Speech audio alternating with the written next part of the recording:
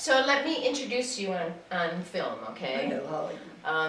I'm Linda Lowery, and today is March 26th, 2005, and I'm interviewing Katie Walch. Yeah. So Katie, let's start with, when did you arrive in San Miguel de Allende? In '86, And before that you lived... I lived in Mexico City. A very short time in Cuernavaca, but I couldn't stand it. It was so stupid. It used to take the overflow of Mexico City for the weekend, you know. Oh, right. You know, that sort of thing. So, you know, you felt that people were pricing your clothes, you know. So when you went on this adventure to find We Solo went, Escuincle, where were you did that living? in the 50s. It would have been in the 50s. Yes, it must have been in the 50s. This was the most ridiculous group. They belonged in the Mexican-American, dog club. And they got this idea that they really had to preserve the Solo Escuincle as a Mexican dog. Which is a hairless... The Mexican hairless dog. It is believed it may have originated in China. Anyhow, all Mexican chieftains had Solo Escuincles to lead them into paradise later. So it was agreed that they really had to standardize this breed, and because there were people like Diego Rivera who got the idea that they had to be reactivated and mixed up with Dachshunds. I mean, the whole thing was very stupid. It wasn't a spiritual quest. It's what? If they wanted to reactivate the breed, it wasn't because it was a spiritual quest to find paradise? No, they wanted to preserve the breed for Mexico. Okay. You never see them running around strays, ever.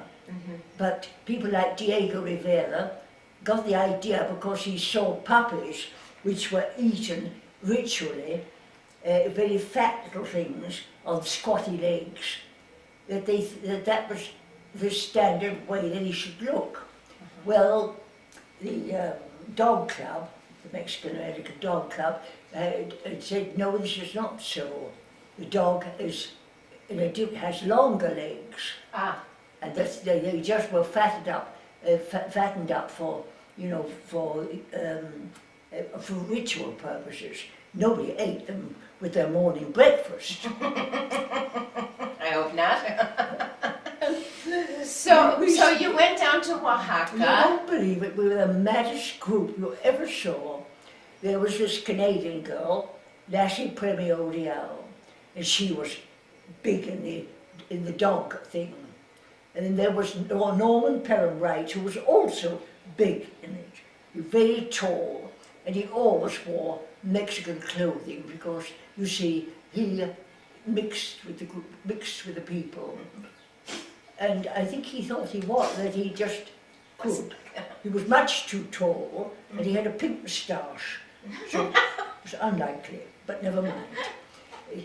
The other person was a the French husband of the Canadian girl, Lassie Premio Real, who was really the leading force in this thing, and an Englishman. I don't know what he was doing amongst us all.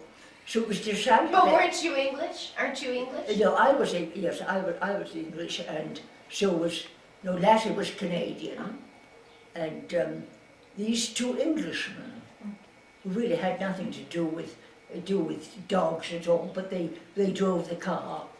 It was decided that if really Lassie couldn't go along with all those men, so I was invited along.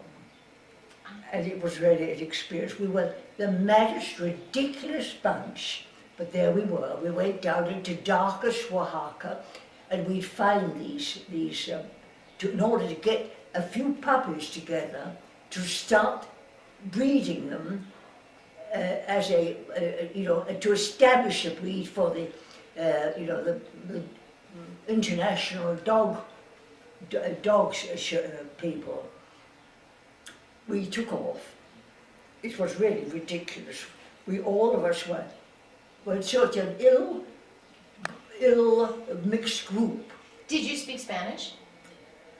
No, not then. No. Some, yes, some. And did you live in tents while you were doing this, or did you No, not stay? at all. We found places. Oh, they always have inns everywhere. You can always find a place. But darkest for Harker wasn't all that dark anyway. And we took off with Norman Pelham Wright with his pink moustache, very tall, wearing Mexican dress so that he'd be one of the people. And the other two, I don't know what they were doing along. And so They were driving the car. Did you find the dogs? Oh yes, we did. And you brought them back? Norman was being very difficult. I remember that he got up very early one morning, came down to breakfast and sort of patronised Lassie and me. You see, I'm busy. You girls go off and enjoy yourselves. You know, that's our attitude. It was very irritating. So he disappeared, and so the two of us went walking around in this little village, and the most perfect specimen of a sholo went flitting past us. We followed it to a hut and made a note of it. We then tracked down Norman. Norman was sitting, very tall indeed, sitting on a tiny stool about that high. With his knees under his chin, negotiating for a louse-ridden puppy. We kept on saying, Norman, we've got to talk to you. Yes, later, I'm busy. Norman, please will you listen to us? Yes, what is it now? You know, you can see I'm busy. Norman, we found the most perfect specimen of a sholo. He said, you know, he practically said, you know what one looks like. This got to be a little bit irritating. We finally persuaded him. He flipped. He paid more for his louse-ridden one than we paid for a very beautiful specimen. I think we paid 5 pesos. Oh, that was a little pricey. It was worth a little more in those days. It was it. Anyhow, we came back with several specimens, we'll say about half a dozen probably. And Norman, that evening I can remember saying, well now, Lassie, who wants to take some of these puppies? Because after all, they've got to be in our rooms. And Lassie said, possibly. My French husband wouldn't allow it. Katie kids. I said, Norman, no. He had to have them all in his room all night. Including the lice. It was really riotous. We were really very funny, I must say, because we looked so ridiculous. Norman in full Mexican fig, perfectly sure that he was being identified as a Mexican. Well, this is just one of what I take it to be many adventures you've had in your life. Yeah, that was an adventure. Anyhow, we did establish the breed. Yes. Fantastic. Yes, it was by the International Silologique, because it was an international thing, not an American one. And it is now an established breed with a proper pedigree. And now there are any amount of them because they've been, established. They've bred now over the years, and there's really no problem. You will never see a sholo running around wild anywhere. Why is that? Well, because they're too valuable. They're too valuable. Even Diego Rivera, who had bastards, he took care of his sholos. And there's a woman now who was a mistress of Diego Rivera, and she has sholos. They're not properly. They're not. No, they do have long legs. They're really like a little whippet. They're very, very intelligent. and they can only have a little hair on the top of their heads and some on their paws and maybe on the tail. And now they're established breed. Oh, any amount of them. Well, Never congratulations. find one running around wild. And this was because of your little troop of quirky people that they were established as a breed. Yes, with the what's it called? The Organisation Cynologique Internationale. Yes. Not the American Dog Club. Yes. No, because they they have a solo club, but it's not genuine. We don't accept theirs. I see. Although now that Lassie has died, there's an American woman up in Washington who's rather more serious than Lassie was, and she's very good indeed. And she keeps the breed going for the American breed, which has to be as established. But the Americans are their own club doesn't conform to the international club. Mm-hmm.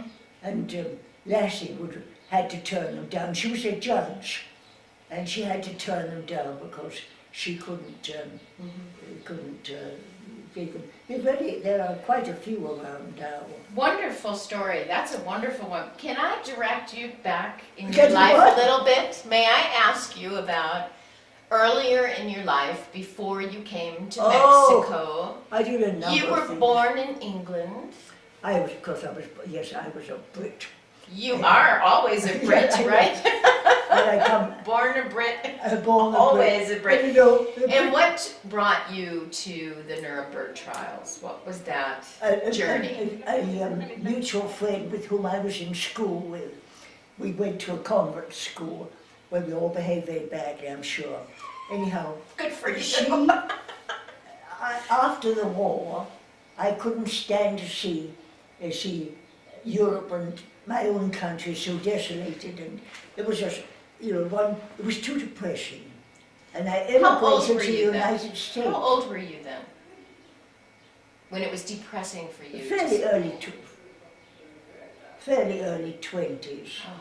Fairly somewhere around 24, 25, somewhere around there. And you lived in Britain during the bombings?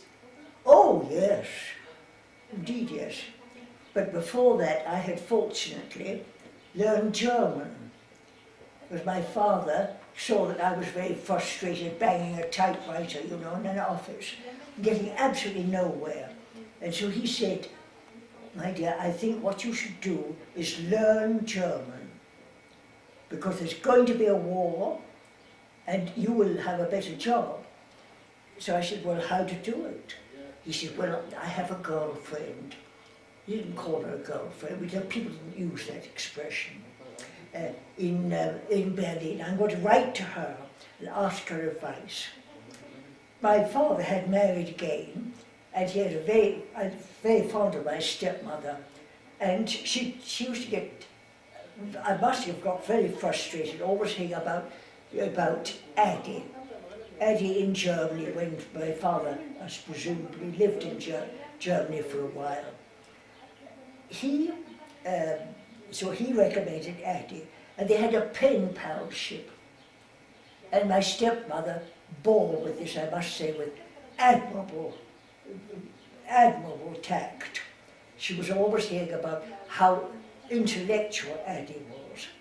Well, anyhow, he wrote to Addie in Berlin and asked her advice, and she wrote back and said, "Well, I think the best thing would be, since she has no money, to go au pair in a comfortable home, but never to teach children. Always find a teenager so you share their social life." She did it. She said, "You have to advertise in Argosblatt, because that is the magazine of the nobility, and you mustn't ever go to a bourgeois family." Common. Well, anyhow, this was done, and I finally got to Berlin, and I went to see Addie. Well, Addie was no beauty. And it was very strange. She showed me around the apartment in Berlin, and over the bed, her bed, was a photograph of my father. What did that mean to you? Well, it didn't necessarily mean anything to me then. At that moment, I noted this. It was in a prominent place over her bed. Until lunch. And in the middle of the lunch, the door opened, and in walked a girl of about my age, who was briefly introduced as her daughter, and who quickly made excuse and left the room. You can draw your own conclusions. Oh. I wonder if my father knew. Wow. It was lovely. Wow. Wasn't that something? Yes. I mean, it was so prominent, the photograph of my father over her bed. Well, anyhow, the crux of the matter is that, anyhow, she arranged it and through advertising, and I went from one family to another to help teenagers. In Berlin? Yes, because then you would be included in their social life. Yes. And I kept this up for over 5 years, which was wonderful. I had very, very good time. I mean, they were wonderfully good to me. I mean, I went from one family to another and met a lot of people, a lot of interesting people. Is this when Berlin was But being... never, oh yes, only once, a Nazi family. All the others were, of course, the nobility, who kept a low profile. They didn't advertise themselves, but you knew that they were disgusted with the whole regime of Nazism, but never opened their mouths, kept quiet. The one family I was with was from Munchausen. You've heard of the tall tales of Munchausen. Yes. They were direct descendants, this family, and they had inherited this extraordinary sense of humour. I had a ball with them. And what was so funny was that the Baron Ernst von Munchausen, he had been in the army and probably had nothing more than a major's income, but he married a von Siemens. And von Siemens is an enormously wealthy, enormously powerful firm in Germany, but not in electrical equipment, things like that. So she had the money, lots of it, but she was very quiet, and he acted as though he was the man who had the money. Is that how it was in those days, that Yes, men took that upon themselves to be... But everyone kept their mouths closed. We never talked Nazism. The eldest son went along, you know, put on a uniform, and attended these awful get-togethers of the Jugend, the youth, and obviously with others of his ilk. They kept their mouths closed to protect their families, but they were obviously anti-Nazi, quite obviously. We never talked politics, ever, ever, ever. Because everyone was frightened. Terribly. Terrified. But when you come to think of the Bush administration now, how they could possibly put, I mean, an intelligent nation, highly intelligent nation, with access to everything in the world, all the information in the world, would put Bush in charge. Well, then you say, well, it was very easy to make Germans into Nazis, because they closed off all contact with the world. There was none at all. I would get letters, and nothing was really censored of mine. And they would laugh at me, you know, and say, of course, you have all this Jewish propaganda in your country. That's all nonsense. Oh, wow. Oh. So you're in Berlin now, and you're working for 5 years as an au pair. I what? Right now, you're in Berlin for 5 years Yes, I as stayed an for au over pair. 5 years. And then then, the war was, things began to get very sticky. And I finally came back home just before war broke out. this was before the war. Yes, I was very young at Oh. the time. Oh my Yes, God. you see, so I lived through a Nazi regime Oh my where God. you had to keep your mouth shut. Yes, And yes. where the so-called adelish, the nobility, kept their mouths closed. And their sons paid lip service because they just didn't want to make it difficult for Right. their family. So then, later, you would come back there during the Yeah, I Nuremberg came trials. back, and I don't think I went back again, because then Munich started and all of that, and then war broke out. Right. And almost, I got a job with, of all things, Lockheed Aircraft. Did you? Yes, how I got that, I don't In remember. Britain? I In don't Britain. remember. I worked Okay. with them for a while, for quite a while, and it was very well paid. That they were importing the B-17 Yes. bomber, as you know, Yes. and it was put together in England. Uh-huh. So I went to work in Liverpool, of all things, Liverpool Ooh. Airport, Industrial. and they got really straffed. I remember one evening we were whooping it up, a whole bunch of us. You were just a wild girl, Katie. At the Adelphi Hotel, we really thought ourselves terribly sophisticated with officers. And the air raid alarm went off, and our escorts were called back to barracks, and we had to get ourselves home on our own. I lived in a different route from anyone else.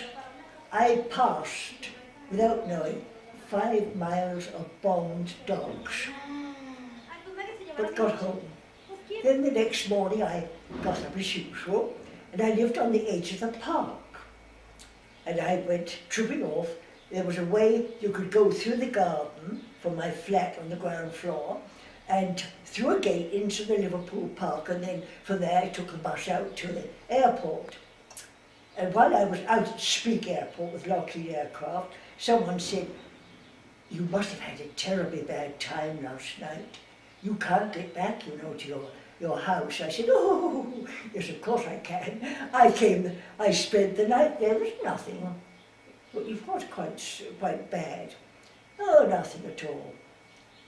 When I started off home, I found I couldn't get back to my own house. There was a landmine in the garden which hadn't gone off, and I'm here today.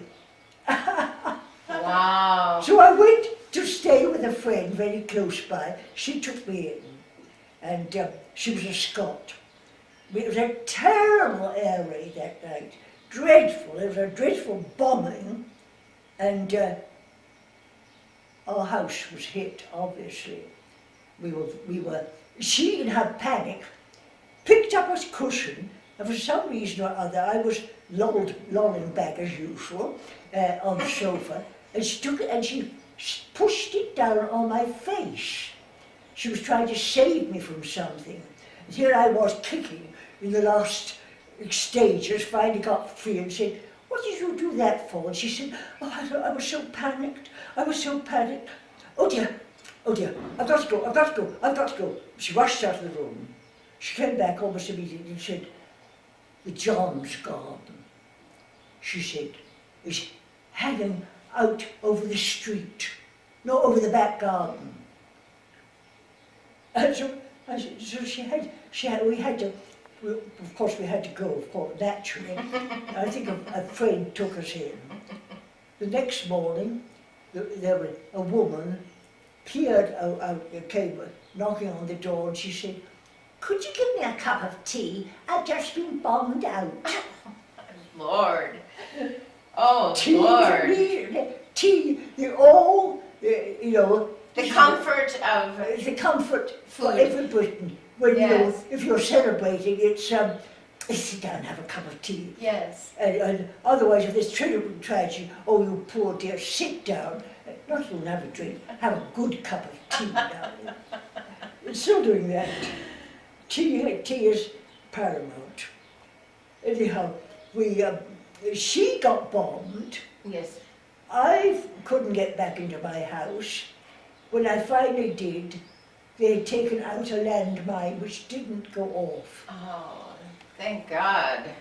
Wasn't Now- that something? Well, now tell me about then, did you go to the United States before you went back No, to Germany, to Nuremberg? Yes, after the war, a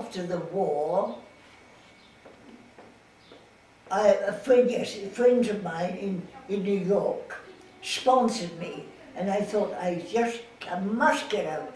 I don't see any more bombing. I don't want to see smashed up places. I want to live in a place where it hasn't happened. Yes.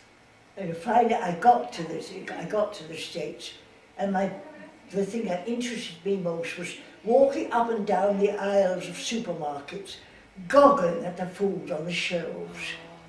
And Americans who said, you know, we suffered too. We had to make our own butter. How did that make you feel? Were you Well, outraged? I swallowed that. You But did. after a while, I got rather fed up with New York, and I thought, I don't want to work here. I don't want to work in a big metropolis. I don't like this. What am I to do? By sheer chance, I met the husband of a friend, a school friend of mine she was, who had married a Swede, and he was outside the tube. We called it the tube. The tube. Yes. He said, what are you doing here? I said, driving myself crazy. I don't like New York. I don't want to work here. I can't stand a huge city like this. And I don't know what to do. And he said, come on down to Mexico. Cora's down there. He was trying to make up to Venegren, who was rather doubtful, about a doubtful thing. Anyhow, it didn't come off. I said, what? Could I ever see Cora? Of course I will. Oh, I got my visa to get down there for a week or two, you know. and how old were you then, about? I spent 30? 6 months down there. By that time, I don't think I had quite reached 30.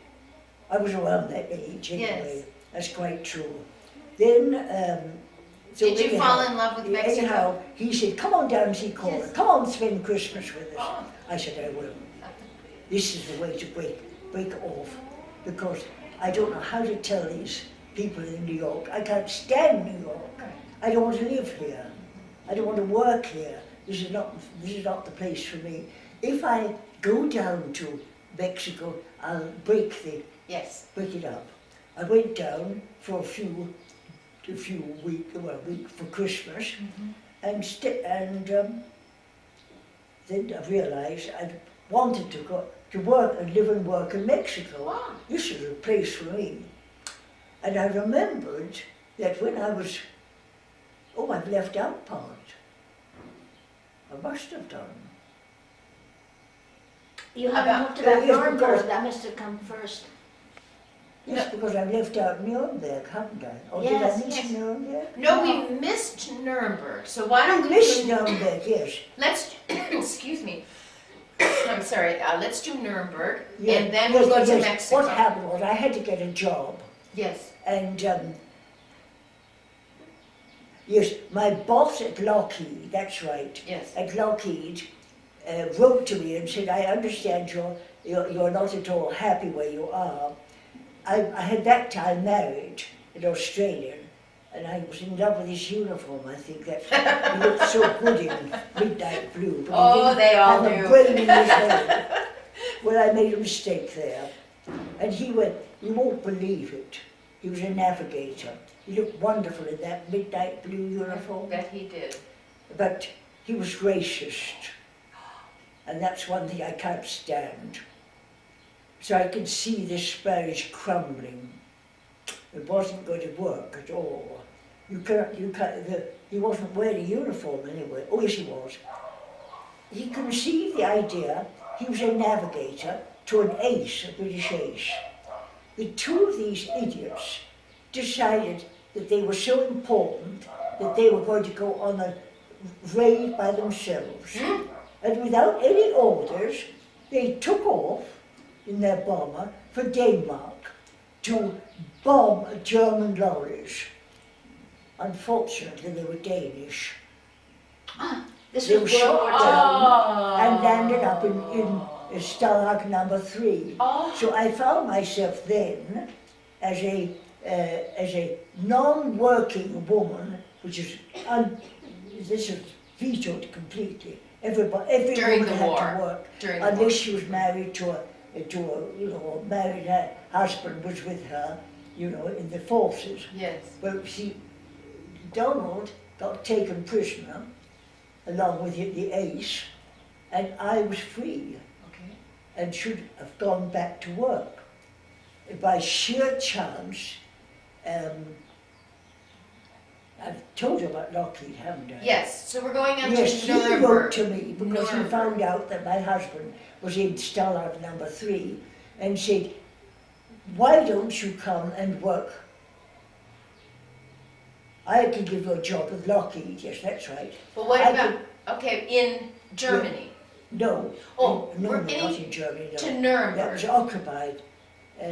So how did you end up in Nuremberg for the trial? Yes, he said that he knew that he said, you're going to have to go back to work, I know, because your husband is a prisoner. Yeah. He said, why don't you come and work for Lockheed Aircraft?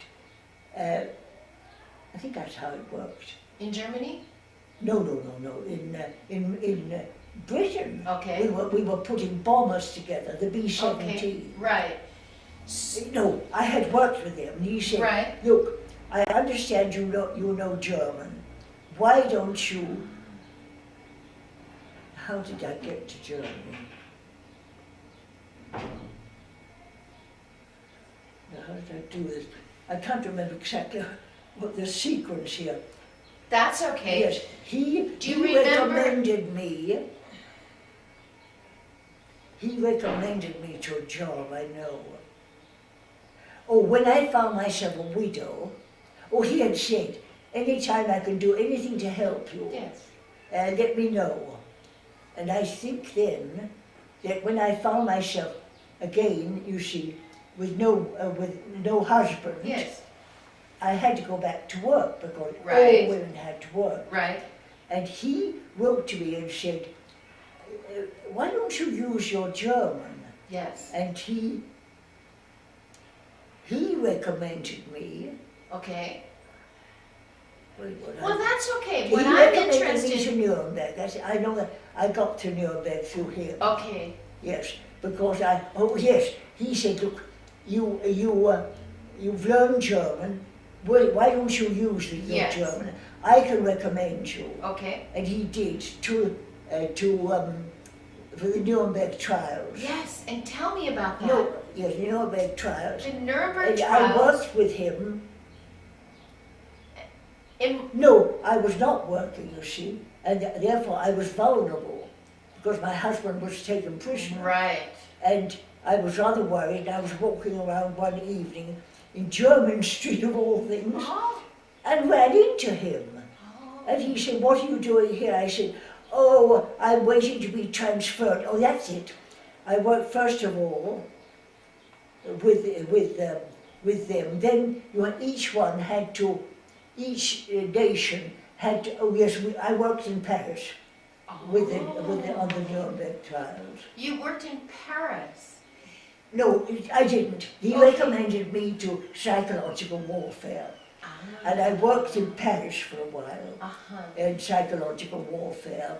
And then the war ended, Yes. and every one of the nations, the four powers, had to go to their particular area, which meant that I had to go back to Britain to be reprocessed like a piece of cheese. Okay. And I was waiting 3 weeks Uh-huh.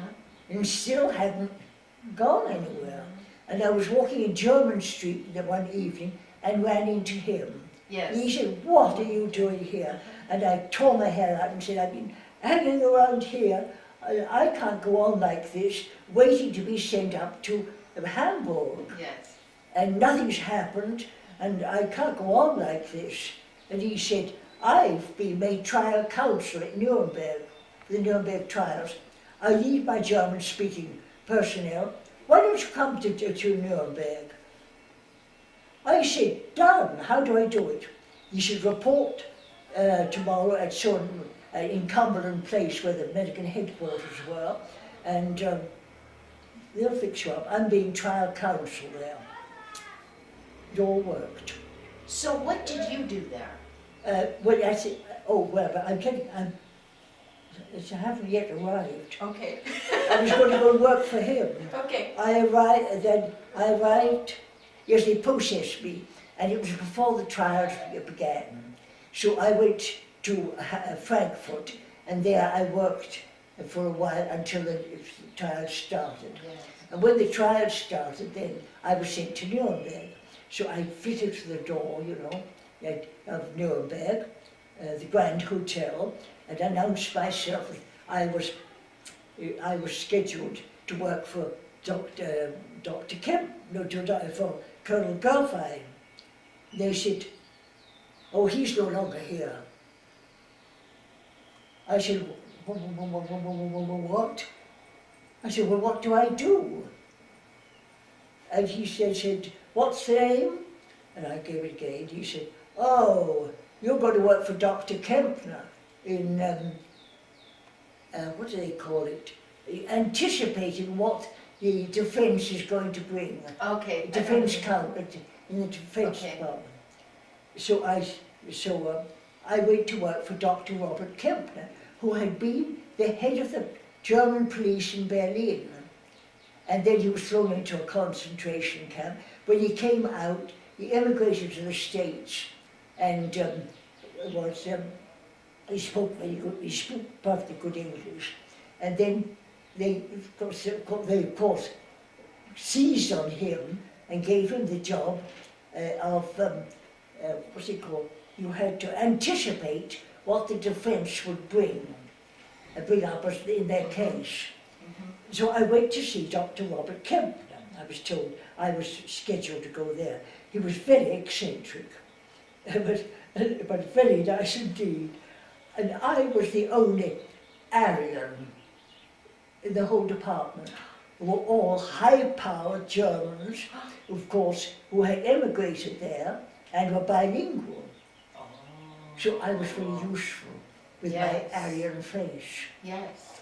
And Dr. Kempner would take me along on interrogations where people would much more likely to, you know, relax if they didn't see a Jewish face. So I did all right there on that for quite a while. And then what happened? Tell me a little bit about what it felt like to be in the courtroom. Were you in the courtroom sometimes? Yes, often. And what did that feel like? It was very strange. The defence, of course, the most important defendants like Goering, Hess, Von Papen, Streicher, all of these were there. It gives me And, chills you know, to hear those names. It was a very strange feeling. They had fixed up the courtroom with it had the press there. It was big stuff, and there were 4 judges, each one, in other words, British, American, French, and Russian. They were the 4 powers. Each one had an alternative, so that there were 8 judges always on the bench. They never missed a single session. They were all high-powered. Yet you see, Japan, much later, the judges sat when they felt like it, turned up when they felt like it. Never in Nuremberg. They all turned up, and they were all high-powered. And Justice Biddle was the American judge, and he was very, very smart.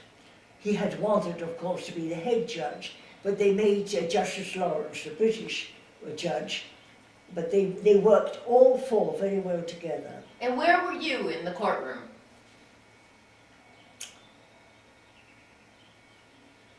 Sitting with the American prosecution, I suppose. There were seats there down in the courtroom, and they've got up in the press section. You could always find a seat somewhere there. And as Kempner was very, very slapdash about what I was doing, or I find myself doing nothing, while all these high-powered others were also doing nothing either, because he simply couldn't control us. So there was one who spent most of his time in Berlin, and another one was writing a novel. I mean, it How was long mad, the whole thing. How was long mad. did those trials last? Do you remember? Yes, he started, it was about a year, just about a year. And it was What? really, so I could go. Every day you would go? Every day it sat, and they were very, very serious, They should have been. very good. And the whole thing was on an entirely different level from the Japanese one. Right. Now, Much later, I read their books on them, right, and they sat when they felt like it. right. And it was very unfair, you see, to have an American judge Uh-huh. when the Americans had started the bomb. Mhm. I mean, how can you stand in judgment then on the Japanese when this abominable thing was used by them? Right. And this was, but anyhow, But they this, did their stuff, but it was never as serious. what an amazing thing at your age, at that age, It's that to be extraordinary. part of It was an such- extraordinary thing, from sitting in a London office banging a typewriter, frustrated, wondering what on earth to do with my life, and being unhappy. And my father solved the whole problem when he sent me off to Germany. Yes. Incidentally, Yeah. some years later, he was still talking about Addie. There was wonderful Addie, and he still had a penmanship with her. Oh, My stepmother behaved in the most fabulous manner. She always supported him, Uh-huh. and she listened to all this, how cultivated and cultured she was, Addie. But she finally said, now why don't we invite Addie to visit us? I'd like to meet her. So he's taken aback, said, well, yes, he did. She came. She was a total flop. Oh. Total flop. Good. My father became so irritated with her, he couldn't stand it. He would say, Catherine, come on, let's go for a walk. Oh, nonsense. Addie talks such nonsense. Well, My that must have stepmother made you behaved happy. with exquisite courtesy. She couldn't have been more charming to Addie, nicer to Addie than anyone. And it worked. My father saw the difference. Addie was not a success. Well, good. So let's jump now to Mexico. What? Then, Mexico, I oh, understand. Mexico came along, You know- I told you, because of Cora. Correct. She was a school friend. We both of us went to a convent school, and where she was always terribly naughty. And I thought she was very glamorous because, you see, she spent part of her childhood in France, and she spoke rapid and probably very doubtful French, but never mind. I thought she was the world's most sophisticated person, and she got me into trouble all the time. I was not the kind of person who invited things like that. I mean, I was rather retiring. Yes. You don't strike me that way. Well, I Because think you take off from Mexico and you had Yes, all these exactly, but- experiences. You do. So Yeah. how did you two? So you two We first got along very you well got to indeed, Mexico. but she's the one who got me into trouble all the time. Did she get you in trouble in Mexico? No. Oh, okay. Cora is still living. She's Yes. practically a total invalid. You won't believe it. Is she here? She's here in Mexico City, Oh. and she's practically a total invalid. And of all things, a Dutch friend took her in because she married a man, an Englishman, 30 years younger than herself. Good for her. Good for her. And it was a very good marriage until his mother turned up. Oh! Well, his mother wrecked the marriage. Wait, is this a Mexican man? What? No, it was an Englishman. Oh, Dutch. Oh, okay. Yeah, Englishman. Right. Okay. She came out from England and wrecked the marriage, Mm. totally. And I must say that that husband behaved very badly towards Cora. He left her for another woman, and here she was stranded on a ranch, way off to hell and gone, but she managed. Were She you met ever this married? Dutch friend, years younger than Uh-huh. herself, who incidentally is married and a Mexican woman, and they are very happy, and the menage goes on. Now, what about you? Have you ever married in Mexico? Were you ever married since you've been here? Yes, I married a Mexican, Oh, and you got did? Mexican citizenship. You did? Then we divorced. Oh. Later Okay. divorced because that didn't work anyway. And anyhow, in those days you could get Mexican citizenship much easier. And this made things for me much easier because I could work, Yes. which was a very great help to me. Yes. And it's been up to this day a great help to me. But that marriage that kind of fell apart. Now, was this before or after you came to San Miguel that you were? Before. That was before. Yes, well before. And what brought you here to San Miguel? Do you remember what the first? I have to think about that. Why did I come to San Miguel? Oh, I had Canadian friends. And I was working in Mexico while living for a short time, I told you, in Cuernavaca. Yes. And I found it so deadly there Yes. and so stupid that the friend, Sholo Squintlers, Yes. she was the one who offered me a job with them. So I came up 3 days a week and stayed with these Canadian friends Oh. in Coyoacán and worked for 3 days a week, which was my social life because I enjoyed it thoroughly with them, and I still have a great affection for the sister who's still alive and here. And then you moved? That was a wonderful period. Yes. You see what? Then you moved here permanently? Then, they entertained a great deal, Ah. an enormous amount, but Mexico was growing, and gradually they realized that the friends who wanted to come to dinner couldn't get across Mexico. I mean, it became more and more difficult, and finally one of them said, look, we're going to have to move. I said, if you move, I have to move. Yes. I can't live without you. And they laughed.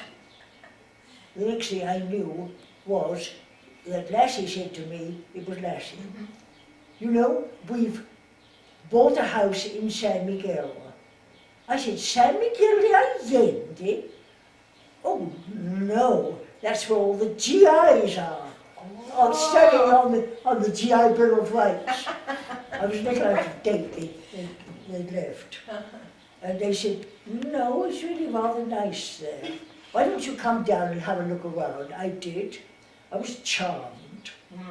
They said, well, you look for a house too. So I did, and I found one. And I got it ready. I got a wonderful maestro who fixed it up, and we're still very good friends. And I moved in before they did. But I was working up in Mexico, so they'd go down for the weekend, or during the week, and every once in a while they'd drop by and talk to the maestro, And they said, he's wonderful. He's marvelous. He's doing a wonderful job. And he did. He did a beautiful job. I've just sold the house, just recently, because I can't live in a 2-story house any longer. I'm too much of an invalid. Anyhow, that was a total success. My house got ready, and I moved in before them. But from there on, life was pleasant. Lassie's died since, and a very fine American woman now carries on the tradition of the Sholos. Oh, good. And she's better organised than Lassie, by far.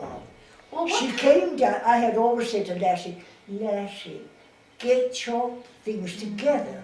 And she'd say, yes, and look into the middle distance. She never did.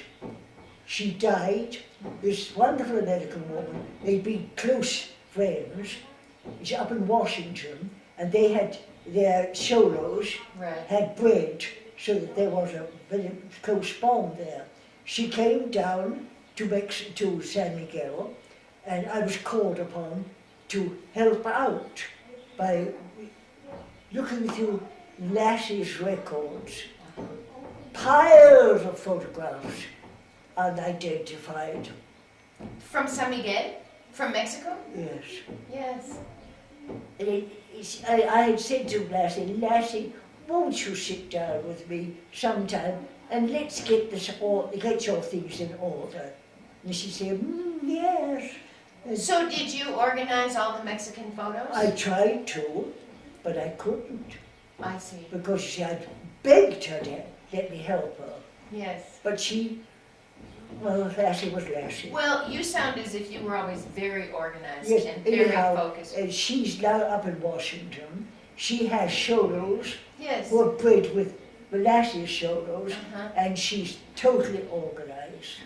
And she's wonderful. Let me ask you something about San Miguel. Do you know anything about Angela Peralta? Oh, yes. Angela Peralta. I was talking with you, wasn't I, Sue, yes, about her. Oh, tell me. I want to hear the story. I heard this story. Obviously, I was not there at the time. The Mexicans here finally got together and built the theatre.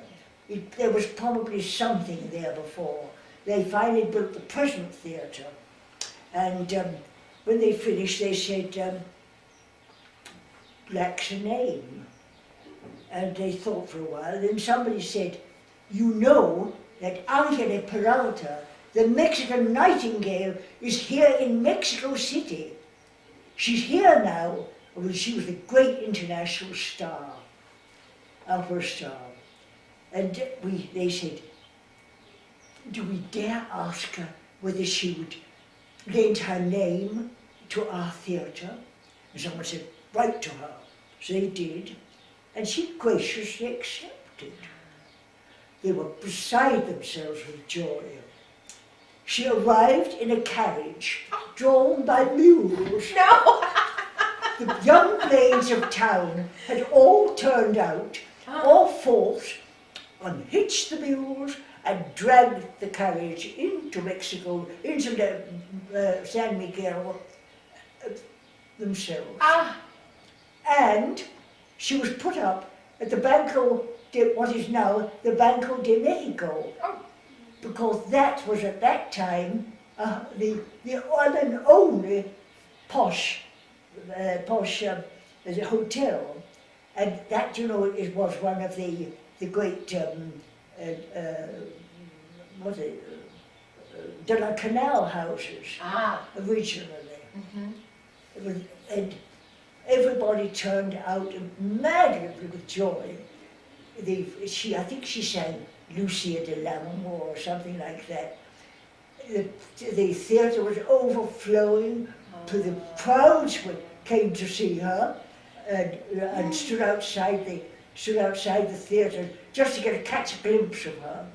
She was so popular that she was overcome by the way they treated her, that she agreed to come back. And she came back a second time and got the same tumultuous reception. How wonderful. Isn't that a Yes. wonderful story? Yes. And what is so sad, have you ever been inside that theatre? Yes. Have you seen the bust of her?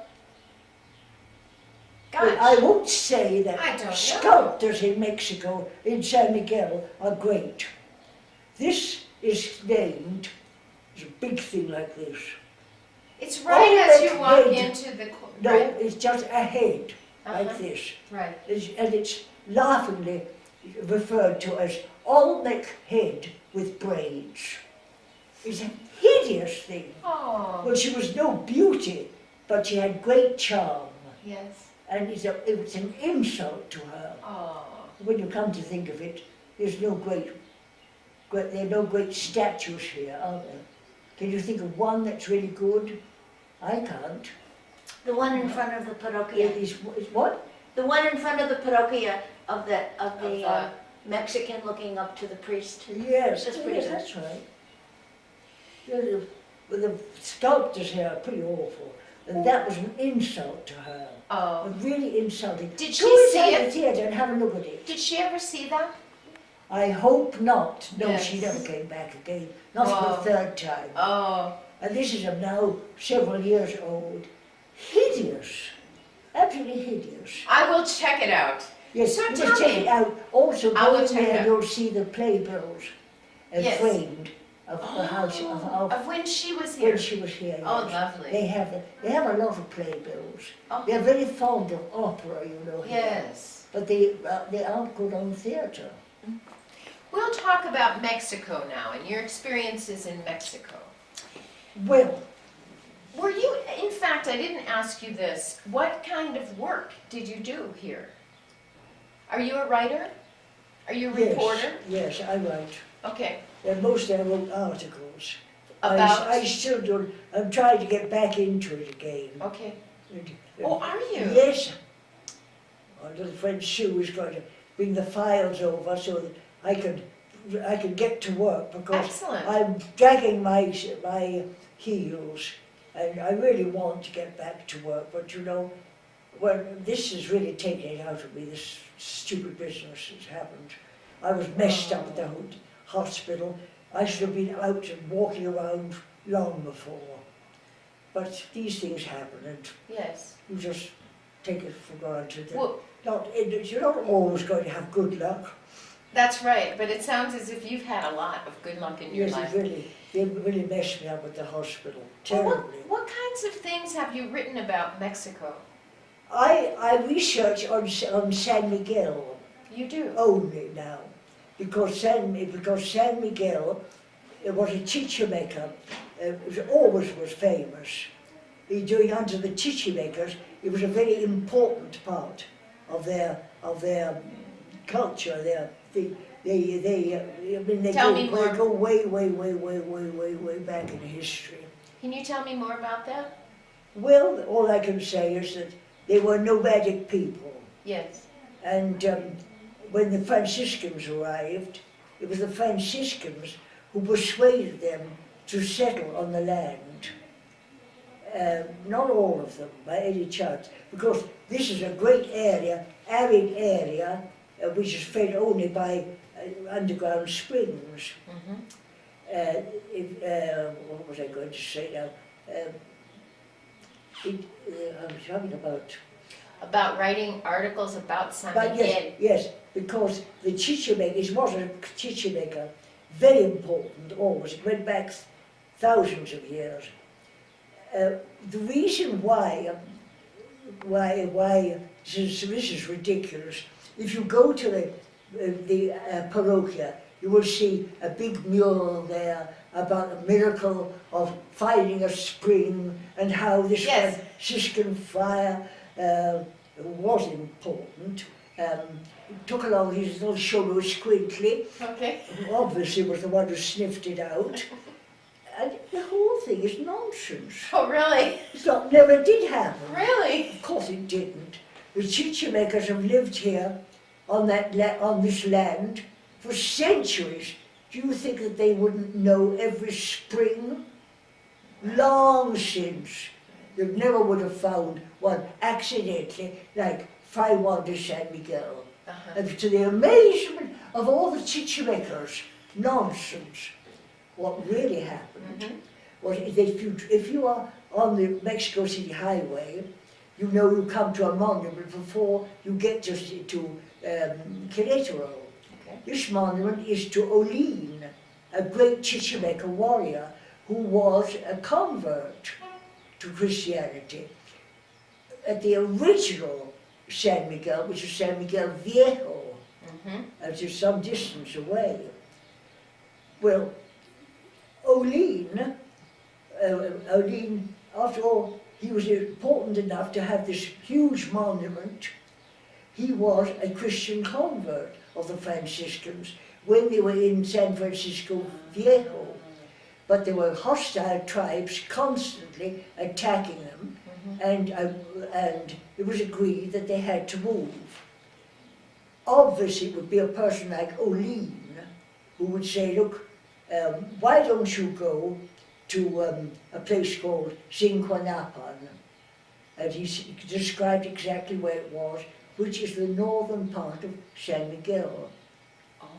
You see, you remember there's the waterworks are there. Yes. That was the spring. He said, I have property there. This is obviously what he did. This is the truth. He said, I have property close by. There's water there, and the tribe in Zinquanapan, which is adjacent, they're friendly. And obviously, Fray Juan de San Miguel, protector of the Indians, was sent there by Olin. Olin knew and recommended it. Fray Juan de San Miguel hadn't a clue where to look for a place with a spring.